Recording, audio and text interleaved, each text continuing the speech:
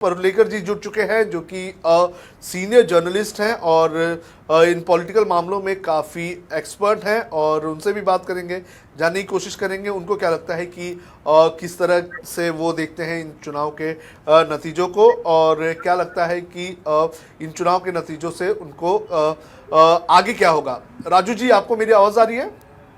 जी आ रही है। राजू जी, नतीजे आप देख रहे हैं, 118 सीटों पर कांग्रेस बहुमत के साथ यहां पर सरकार बनाती हुई नजर आ रही है। तो ये जो चुनाव के नतीजे हैं, इससे आपको क्या लगता है कि आगे कांग्रेस के लिए क्या चीजें अच्छी होगी?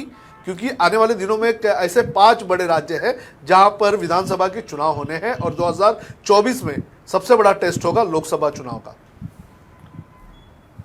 देखिए, ऐसा है कि कांग्रेस ने जो मुद्दे उठाए थे कर्नाटक में, वो जमीनी मुद्दे थे। और वो जमीनी मुद्दे ये थे कि बेरोजगारी, इन्फ्लेशन यानी महंगाई, और सबसे बड़ी बात यह था कि जो धार्मिकता ध्रुवीकरण करने की कोशिश बीजेपी लगातार कर रही थी, उसके ऊपर कोई टिप्पणी ज्यादा दी ही नहीं कांग्रेस। जी। हालांकि बजरंग दल पे जो बैन लाने की कांग्रेस ने अपनी घोषणा की थी, उसके ऊपर बजरंग बली तक गए प्रधानमंत्री, लेकिन कांग्रेस ने वहीं भी सिमट डाला उसको, उनको वो आगे जाने नहीं दिया। तो बात जमीनी मुद्दे और जो लोगों की अपेक्षाएं हैं वो पूरी न कर पाने की वजह से बीजेपी की सरकार को कर्नाटक में आज जो खतरा हुआ है पैदा, वो हो रहा है। एक चीज। दूसरी चीज ये समझ में आ रही है कि इस देश में धार्मिकता के आधार पर जो हिंसा और नफरत फैलाई जा रही है, कर्नाटक ने यानी पूरी साउथ इंडिया ने, यानी पूरे दक्षिण भारत ने, एक महाराष्ट्र सिर्फ बचा है, वो भी फ्रैक्चर, वो लेजिटिमेट गवर्नमेंट नहीं है। लेकिन अगर साउथ पूरा पकड़े तो महाराष्ट्र पकड़ के साउथ होता है, दक्खन बोलते हैं। तो कोई भी साउथ इनके साथ सहमत नहीं है कि बीजेपी की नफरत की राजनीति से, ये भी दिखाई दे रहा है। और तीसरी सबसे महत्वपूर्ण बात है कि पहली बार 2014 के बाद कांग्रेस के सारे जमीनी नेता, यहाँ राज्य के नेता के, कांग्रेस के अध्यक्ष जो कर्नाटक के हैं खरगे जी, और राहुल और प्रियंका ने अपने आप को झोंक दिया था वो पूरी कैंपेन में। जिस तरह की यूनिटी से, उस तरह से बीजेपी का कुछ नजर नहीं आ रहा था। एक तो येडियुरप्पा शायद थोड़े नाराज भी थे, और बाकी भी बीजेपी के पास प्रचार करने के लिए कोई मुद्दा ही नहीं है, देश में भी नहीं है और कर्नाटक में भी नहीं था। ये सारी चीजों का एक नतीजा हमारे सामने आया है, और वो आई डोंट थिंक कि this is victory for Congress only, this is victory for democracy. Actually ये डेमोक्रेसी की, लोकतंत्र की जीत है, क्योंकि इतनी विपरीत परिस्थितियों में भी कांग्रेस अच्छी तरह से कर पाई। राजू जी, कांग्रेस ने पूरे चुनाव के दौरान हमने देखा है कि करप्शन वाले मुद्दे उठाए, इंफ्रास्ट्रक्चर के मुद्दे उठाए, कर्नाटक में डेवलपमेंट के मुद्दे उठाए, लेकिन जब उन्होंने मैनिफेस्टो में बजरंग दल को बैन करने की बात कही, तो क्या इस बात ने कांग्रेस के कुछ सीट कम कर दिए?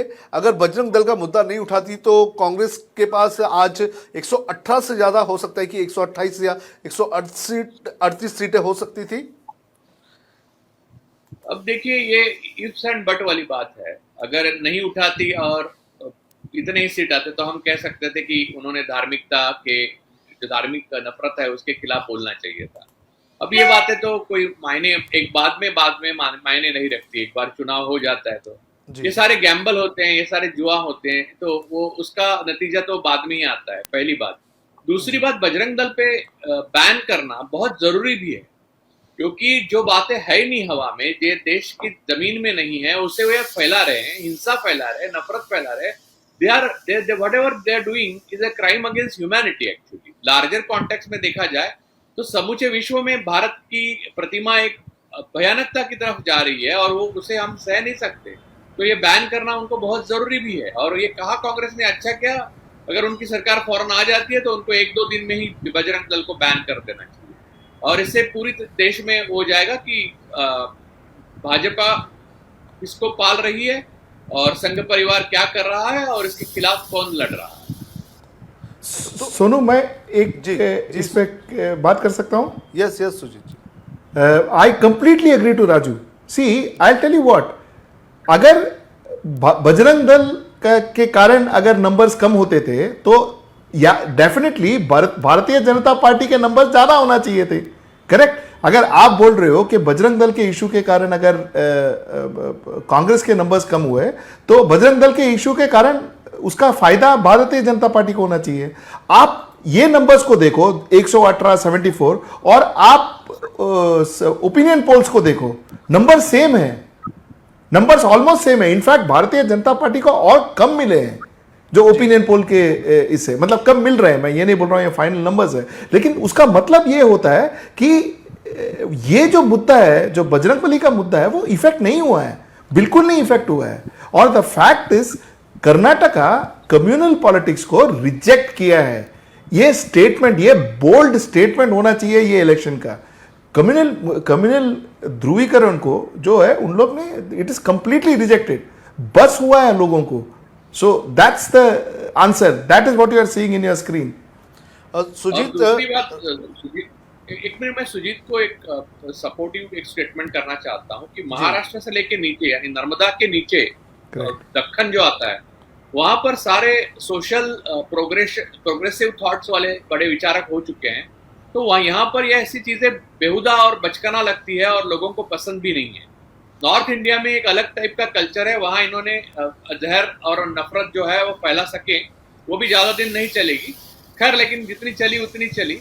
लेकिन साउथ में ये नहीं चलेगा और महाराष्ट्र में भी नहीं चल रहा। एक्चुअली महाराष्ट्र की गवर्नमेंट जो है वो आज की तारीख में इलेक्शन होती है तो ऐसे ही हालात आपको नजर आएंगे। तो बात यह है कि ये इनके पास कोई मुद्दे नहीं, ये मुद्दे हैं, इस पे ये खेल नहीं सकते, ऐसी स्थिति में आ चुके हैं। एक छोटी सी बात मैं बताता हूँ, ये बड़ी महाशक्ति है कहते हैं, तो पूरे भारत में आप देखिए, पंजाब इनके पास नहीं है, दिल्ली इनके पास नहीं है, छत्तीसगढ़ इनके पास नहीं है, राजस्थान इनके पास नहीं है, मध्य प्रदेश इनके पास नहीं है, कर्नाटक नहीं है, तमिलनाडु नहीं है, केरला नहीं है, और महाराष्ट्र भी इलिजिटिमेट है। तो क्या जीत रहे हैं ये लोग? कौन सी महाशक्ति हो गए? ये इनविंसिबिलिटी ऑफ मोदी नाम का एक इल्यूजन क्रिएट किया गया है। राजू जी, अगर सपोज कर्नाटक में मोदी का प्रचार नहीं होता तो क्या बीजेपी को क्या लगता है कि बीजेपी की हालत और भी खराब हो सकती थी? क्योंकि इसके पहले हम वरुण से बात कर रहे थे तो वरुण का ये कहना था कि ये मोदी ने जो प्रचार किए हैं, उन प्रचार के वजह से ही आज कम से कम 75 सीटें तो आ रही हैं, वरना इतनी भी सीटें नहीं आती। मुझे ऐसा नहीं लगता। मोदी एक्सपायरी डेट खत्म हुआ एक दवा है, जिसकी एक्सपायरी डेट खत्म हो जाती है वो ऐसी दवा है, पीने से कोई फायदा नहीं, लाभ नहीं होता। वैसे है, अब मोदी जी के भाषण देखिए, प्रधानमंत्री होने के बावजूद वो किसी फिल्म को प्रमोट कर रहे हैं या कुछ बजरंगबली की बात कर रहे हैं। एक भारत के प्रधानमंत्री का एक दर्जा होता है, एक स्टेचर होता है, उसका एक अपनी जगह होती है, गरिमा होता है। वो सब छोड़ के ये बातें करते हैं, लोगों को अच्छा नहीं लगता। और जिन लोगों को अच्छा लगता है वो ऑलरेडी कन्विंस और कन्वर्टेड है, तो वो तो वोट देते ही आए हैं सालों से, स्वतंत्र आजादी के बाद से वोट देते आए हैं। तो इनका नया वोटर क्रिएट नहीं हो रहा है। हमेशा मोदी जी कहते कि नए वोटर जो है, यंग वोटर जो है, वो मुझे वोट देंगे क्या। 19 में उन्होंने कहा था लोकसभा चुनाव के, पुलवामा पे हमें वो वोट देंगे क्या। तो ये सारी बातें जो है वो अब खुल चुकी है लोगों के सामने। और मैंने जो स्टेट के नाम लिए उसमें बंगाल का नाम ले लिया। सारे बड़े स्टेट बीजेपी के हाथ में नहीं, और जो है वो किसी के साथ गठबंधन में। झारखंड उनके पास नहीं, बिहार उनके पास नहीं, तो है क्या उनके पास? तो बात यह है कुल मिला के कि बीजेपी का एरा, जो युग था, वो खत्म हो चुका है। मोदी जी एक प्रधानमंत्री के पद पे बैठकर प्रचार मंत्री बने, उसका खामियाजा भुगतना पड़ रहा है बीजेपी को। हालांकि वो लोकल लीडर्स का काम था कर्नाटक में अच्छी तरह से, जहां से जैसे कांग्रेस ने किया, वहां डीके शिव कुमार और सिद्धरामैया और खड़गे साहब भी डट के रहे और लड़ते रहे, इसलिए ये दिखा रहा है। और बीजेपी का बाकी कोई वो नहीं है, उनके पास एजेंडा ही नहीं है, उनके पास कोई इकोनॉमिक प्रोग्राम नहीं है, विजन नहीं है देश के लिए। तो इन्होंने डार्विन की थियोरी को निकाल दिया, इसका मतलब ये कहाँ ले जा रहे हैं, ये हिंदू तालिबान बना रहे हैं देश को। तो लोगों को ये समझ में नहीं आता, ऐसी बात नहीं। लोगों जब इलेक्शन का वेट करते हैं और इसका रिजल्ट सामने आ रहे हैं। सुजीत, आपको क्या लगता है ये जो जिस तरह से राजू जी कह रहे हैं कि ये एंड ऑफ कम्युनल पॉलिटिक्स है इंडिया में, आपको क्या लगता है कि क्या इस एक राज्य के चुनाव से जो है पूरे आने वाले चुनाव पर असर देखने मिल सकता है? और क्या सच में जो नॉर्थ इंडिया है वो भी रिजेक्ट करना शुरू करेगा कम्युनल पॉलिटिक्स को? सी, मैं जो I will just repeat what Raju said, because I exactly मेरा सेम सेंटिमेंट्स है कि महाराष्ट्र से नीचे अब कम्युनल पॉलिटिक्स नहीं चलेगी फॉर श्योर। वो like I said, I am just repeating his statement, मैं उसमें 100 के 200% सहमत हूं। हाँ, अब नॉर्थ की बात करें तो वक्त लगेगा, पर नॉर्थ भी चेंज हो जाएगा, because as people we are not communal. So वक्त के साथ साथ वो भी चेंज हो जाएगा, बिकॉज लोगों को डेवलपमेंट चाहिए, लोगों को हेल्थ केयर चाहिए, लोगों को एजुकेशन चाहिए। कम्युनल एक हद तक ठीक है, उसके बाद you know it loses it's charm. लोगों को ये समझता है कि कम्युनल से कुछ मिलता नहीं है, सिर्फ ये बात होती है। एक बात वो सोनू, एक मुझे क्वेश्चन राजू से पूछना है। Raju, I wanted to ask you an academic question primarily. वो ये है कि आपको ये लगता है कि भारत जोड़ो यात्रा का कोई इफेक्ट ये कर्नाटका इलेक्शन में हुआ है? भारत जोड़ो यात्रा का 100% इफेक्ट हुआ है। जहां जहां से भारत जोड़ो यात्रा गुजरी, वैसे 2 स्टेट है जहां इलेक्शन हुए, हिमाचल प्रदेश और कर्नाटक, दोनों जगह कांग्रेस ने सफलता पाई। भारत जोड़ो यात्रा ने इमोशंस को, इंडिया के, भारत के इमोशंस को और गंगा जमनी तहजीब को अंदर की अपनी आत्मा की आवाज जगा दी। इसमें कोई शक नहीं और संदेह नहीं मेरे मन में, और उसका परिणाम हम देख रहे हैं। दूसरी बात, मैं सुजीत एक मजेदार बताना चाहता हूं। जैसे मैंने स्टेट के नाम लिए, नॉर्थ में भी कहां पूरा बीजेपी के साथ है। पंजाब नहीं है जी, जम्मू कश्मीर का इलेक्शन नहीं है। अब देखिए छत्तीसगढ़ इनके साथ नहीं है, छत्तीसगढ़ कांग्रेस के पास है, राजस्थान कांग्रेस के पास है, मध्य प्रदेश हालांकि की कांग्रेस के साथ था लेकिन उन्होंने खरीद के वो अपने पास ले लिया है, तो अभी इसके नतीजे अलग आएंगे। जैसे कर्नाटक में उन्होंने किया था तो वही मध्य प्रदेश में किया, तो मध्य प्रदेश कहाँ है उनके साथ। फिर झारखंड नहीं है, फिर बिहार नहीं है, उत्तर प्रदेश और गुजरात छोड़ के इनके पास है क्या? बताइए मुझे, कौन सी महाशक्ति है ये? Correct. Sonu, with your permission और एक क्वेश्चन। राजू, ये जो ट्रेंड चला है ना कि एमएलएस को भगा के कोई रिजॉर्ट में रखो या कोई और स्टेट में रखो, ये ट्रेंड कहां लेके जाएगी इंडिया को? मैं जहां तक जानता हूं और मैं मानता हूं, मोदी सरकार जो है, मोदी और शाह साहब जो काम करते हैं, तो उनकी जो स्टाइल ऑफ फंक्शनिंग है उसके यानी 2026 में अगर इनका हार हो जाती है तो इसके साथ ही ये इस तरह का युग समाप्त हो जाएगा। क्योंकि बेसिकली भारत में ये सब होता है लेकिन वो पगडंडियां होती है, छोटे रास्ते होते हैं, ये कोई हाईवेज नहीं है। बीजेपी ने इसको हाईवे बना दिया, यानी यही मेन पॉलिटिक्स बना दिया, प्रोसेस बना दिया, उसको पीछे कर दिया। यानी कि आप नमक चावल की जगह खाने लगो और चावल नमक की जगह रखने लगो, तो वो बात हो गई है, इनको समझ में नहीं आया। तो इसलिए डेमोक्रेसी को थ्रेट दी इन्होंने सीधा। तो इनकी स्वाभाविक रूप से ये पूरी जो नीति है वो फेल्यूर जा रही है और आगे जाके पूरी फेल हो जाएगी केंद्र में, तब ये खत्म हो जाएगा और नया अलग तरीके की राजनीति भारत में आ जाएगी। इसमें मुझे कोई संदेह नहीं है। Very well put. नमक और राइस का आपका जो एग्जाम्पल था बहुत बढ़िया था, very good example, excellent example. Sonu, सबसे बड़ी बात, मोदी जी इनविंसिबल नहीं है और मोदी जी महान नेता जो है वो सब इल्यूजन क्रिएट किया गया है। उनको परास्त किया जा सकता है क्योंकि उनके भाषण आप सुनेंगे और आप उस पर पढ़ेंगे तो आपको समझ में आता है कि ये जो बोल रहे हैं उसका लोगों पे परिणाम होने लगा है क्या। जबकि आपने कर्नाटक में देखा कि शाह साहब तो गुस्सा हो गए थे, मोटरसाइकिल की संख्या ज्यादा है और लोग नहीं आ रहे हैं, तो लोगों को अपील करने में नाकामयाबी है ना ये। तो इतने स्टेट मैंने गिनाए ऊपर से नीचे तक, उस सारी स्टेट्स में उन्होंने नाकामयाब रहे हैं अपील करने में। और ये जो बहुत बड़ा वो बना के रखा है हवा कि आरएसएस की ताकत, आरएसएस जगह जगह फैली हुई है उसकी तरफ से, ऐसा कुछ भी नहीं है। आरएसएस 1925 से थी, तो ऐसी कोई ताकत नहीं। सत्ता केंद्र में आने के बाद उनको खुली छूट मिली, तो ऑक्सिलरी स्ट्रक्चर जो है, हिंदू सेना, ये बजरंग दल, ये वो गुंडाई पे उतर आए और उन्होंने जिस तरह से लॉलेसनेस लाने की कोशिश की उससे भय पैदा हुआ और उससे लगने लगा कि ये लोग बहुत बड़े ताकतवर फैसिस्ट है और उनकी हार की कोई संभावना नहीं। ऐसा वास्तव में आई नहीं। ये इसका पोल पहले भारत जोड़ो यात्रा ने खोल दिया, क्योंकि भारत जोड़ो यात्रा में जिस तरह से लोग शामिल हुए प्यार से, उससे पता चला कि लोग प्यार चाहते हैं, लोग मोहब्बत की दुकान खोलना चाहते हैं। यहाँ नफरत खोलने वालों के लिए कोई जगह नहीं है। और वास्तव में आप पूरा हिंदुस्तान का नक्शा देखिए ऊपर से नीचे तक, यूपी और गुजरात छोड़ के बीजेपी खुशी मनाने वाला कौन सा स्टेट है उनके पास? राजू, एक चीज हमें देखने मिली कि प्रधानमंत्री नरेंद्र मोदी एक फिल्म का प्रमोशन करते हुए नजर आए। इस फिल्म को एक हथियार की तरह इस्तेमाल भी किया गया इस प्रचार में। तो इसको आप किस तरह से देख रहे हैं कि आज फिल्म्स जो है ऐसी बनाई जा रही है जिसमें कहीं ना कहीं जो है एक पॉलिटिकल एजेंडा होता है और सच्चाई से दूर होती है? सर मैं ये मानता हूँ कि भारत के प्रधानमंत्री को ये चीज शोभा नहीं देती। एक तो फिल्म का प्रमोशन भी उसको नहीं करना चाहिए, किसी भी फिल्म का, यानी कोई भी फिल्म हो, फिर भी फिल्म का प्रमोशन करना भारत का प्रधानमंत्री का काम नहीं। और ऊपर से एक नफरत पे बेस्ड जो फिल्म है, और वो भी सच नहीं है, जिन्होंने पहले 32,000 फिर 3 और फिर बोला कि ये काल्पनिक कथा है, तो उसके ऊपर जो कहानी बुनी है और जिसमें भारत के 20 करोड़ से ज्यादा मुस्लिमों को प्रताड़ित किया गया है, इसकी एडवोकेसी और लॉबिंग अगर प्रधानमंत्री अपनी सभा में करते हैं तो मुझे लगता है ये संवैधानिक दायरे से बाहर जाके उन्होंने काम किया है।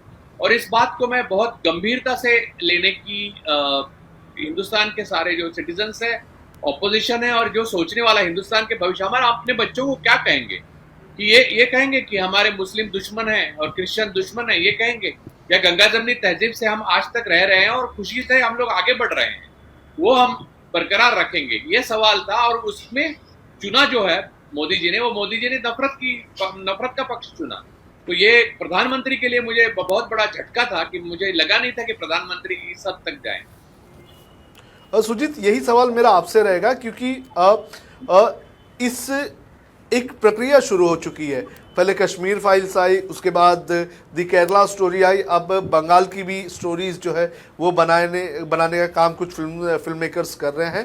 तो ये जो दिशा में जो बॉलीवुड जा रहा है, और बॉलीवुड का इस्तेमाल जो है वो गलत नैरेटिव सेट करने के लिए किया जा रहा है, ये कितना घातक है?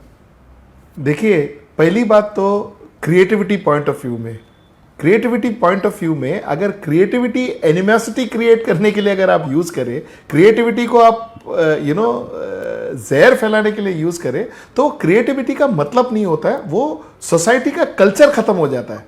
ये पॉइंट नंबर 1, ये कल्चर की बात है, क्रिएटिविटी की बात है। और ये बहुत सैड है, बिकॉज मैं एक बात बताता हूं सोनू जी, हेट क्रिएट करना, नफरत क्रिएट करना, इसको क्रिएटिविटी नहीं बोलते, इसको क्रिएटिविटी की जरूरत भी नहीं है। इसको क्रिएटिविटी की जरूरत भी नहीं है, कोई भी कर सकता है। मैं और राजू और आप मिलके एक फिल्म प्रोड्यूस कर सकते हैं और डायरेक्ट कर सकते हैं, जिसमें अपन नफरत फैला के वो फिल्म को हिट करा सकते हैं। अब इशू ये है कि गवर्नमेंट कहां कहां इंटरफेयर करता है। एक जमाना ये था कि पॉलिटिक्स गवर्नमेंट ये अलग था, क्रिकेट अलग था, फिल्म्स अलग था, एजुकेशन अलग था, ये सब मिक्स नहीं था। अब सब मिक्स्ड है, सब एक चीज चला रही है जो पॉलिटिक्स है। पॉलिटिक्स क्रिकेट चला रही है, पॉलिटिक्स स्पोर्ट्स में एंटर किया है, पॉलिटिक्स आपने देखा रेसलर्स का जो हो रहा है दिल्ली में, तो पॉलिटिक्स स्पोर्ट्स में एंटर किया है, पॉलिटिक्स फिल्म्स में एंटर किया है, पॉलिटिक्स स्कूल में एंटर किया है, हर एक जगह पे, सोसाइटी के हर एक जगह पे पॉलिटिक्स एंटर किया है। अब इसको एक नया वर्ड देते हैं, इसको डॉक्ट्रिन बोलते हैं, इसको डॉक्ट्रिन क्रिएट करना बोलते हैं। सोशल इंजीनियरिंग कर रहे हैं, मतलब लोगों को एक जैसा सोचना का एक स्ट्रैटेजी है ये, और वो बहुत डेंजरस है, स्पेशली एक डेमोक्रेसी को। बिकॉज ये होने के बाद ना, ये सब जब इन लोग ये खत्म हो जाएगा, उसके बाद डेमोक्रेसी नहीं बचेगा।